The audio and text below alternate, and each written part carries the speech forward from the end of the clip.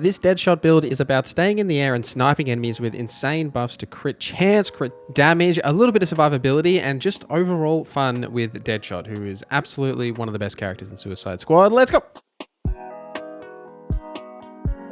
Let me know in the comments if you'd like me to do any other builds. I'm probably only going to do one more from the other 4 heroes, so let me know which one you'd like me to do. But overall, this build focuses on using sniper rifles, either at close range or long range, as it's super easy just to use sniper rifles at close range, as there isn't really any downside in Suicide Squad. Obviously, you can use the scope to shoot at long range if you want to, but there isn't any downside to it at short range either, and it fits perfectly with Deadshot, as you can hover in the air using the jetpack to not only gain various buffs from staying in the air, like the hotshot talent for kickstart, but also just staying in the air away from enemies helps you avoid damage and deal damage from that sort of range distance. And as 99% of the encounters in Suicide Squad are basically on rooftops, the fact that you can hover above those rooftops and easily target the enemies without having to switch between moving like from one rooftop to the other, etc., really helps with that. I'm also combining this with the Livewire Bolt Affliction as the main affliction for this build. It fits perfectly in a critical hit chance sort of focused build overall, because when you electrify enemies,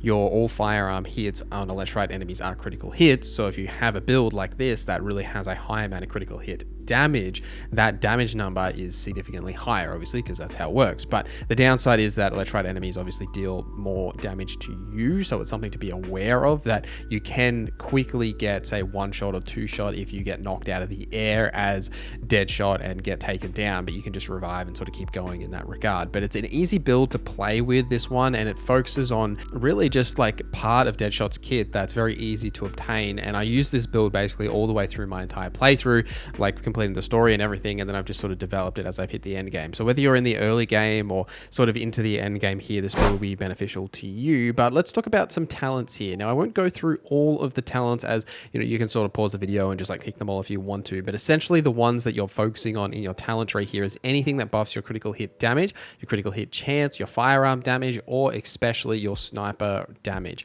Now, there's a few main talents that I will call out that are like specific to grab. The first one is in the tools of the trade tree, and it's initially sniper, which you get super early on. And what sniper does is when you have a 5x combo, it increases your firearm damage by 25% and causes the critical counters to regenerate 5% shield. But once you get all the way down to the bottom of the tree, you can transform this into I Never Miss, which makes it a 40x combo. So it'll then increase your firearm damage by 100% and your critical hit damage by 100% when you have a 40x combo. Now, the one thing to think about with combos here as well is when you're picking talents, you do want to pick ones that'll help you gain combo faster, because the faster you have that combo meter up, then the more you'll actually get some of these benefits, especially the ones that are further down the tree that require that higher level combo. So if you do struggle with keeping a higher level combo, then just sticking to the sniper and picking one of the other options at this bottom tree may be better, because it's only a 5x combo for a 25% increased chance.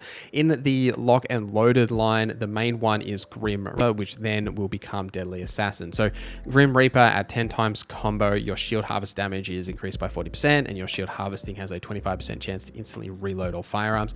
Not necessarily great. It's more once you get it into Deadly Assassin, which is 50x combo, you get 100% shield overcharge and 150% firearm damage. Pretty self-explanatory why that's really good. And the only other one that I want to specifically call out is Hotshot. So anytime that you kickstart, which you'll do all the time to maintain your air time, which then like refreshes your like jetpack resource, you'll get 25% damage dealt increase for 10 seconds. Now you can do this even if you haven't like used up all your jetpack, right? Say you're fighting an elite or a tough enemy, you can kickstart in the air to get that extra 25% damage dealt and then unload on them with all of that damage that you can actually do.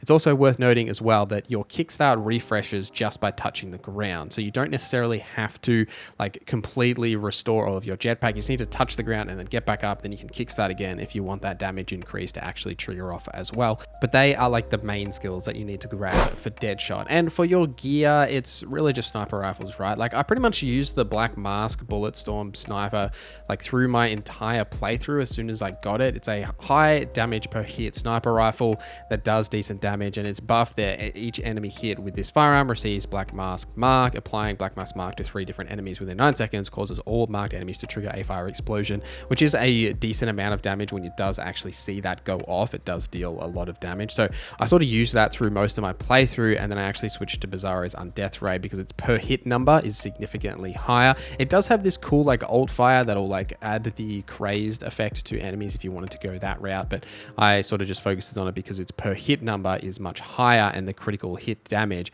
is also a lot higher as well, right? Like the critical hit damage multiplier is massive, and that's the main focus for this build. So that's why I've gone that sniper. But really, any sniper that you can get throughout your playthrough or wherever you're up to will absolutely work perfectly for you.